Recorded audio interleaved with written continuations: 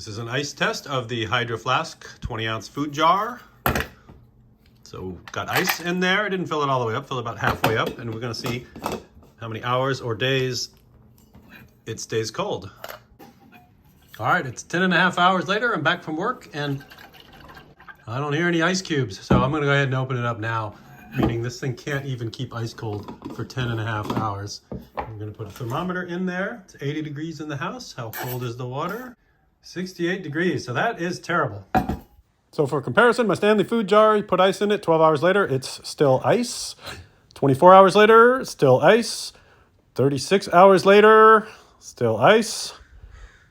72 hours later, you've got ice water, but there's definitely still chunky ice in there. And then after 4 days, 96 hours, it's 47-degree water.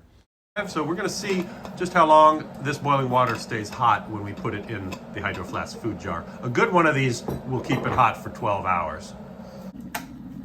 All right, that is officially boiling when the light goes off. So here we go.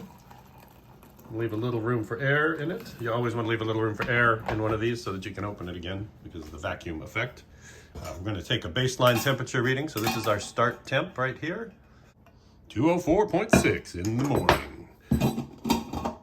Let's start our timer. So at 15 minutes in, I think we already have a problem insofar as you can feel a lot of heat on the outside of the jar. How much heat? About to find out. 102 degrees on the outside of the jar, and it's in the 70s in the house here, so that means 80, 90, 100. That means it's about 30 degrees hotter than the room temperature, which means this thing's sweating a lot of heat out. Ideally with a food jar, like a thermos is gonna feel pretty much room temperature, maybe a little warm.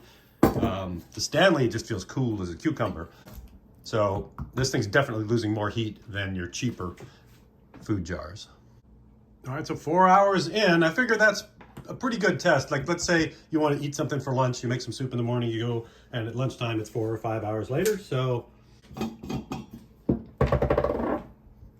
survey says 110 degrees, which is terrible. So that's very disappointing for what this is, especially compared to other jars like your Stanley or your thermos. That's really exceptionally bad.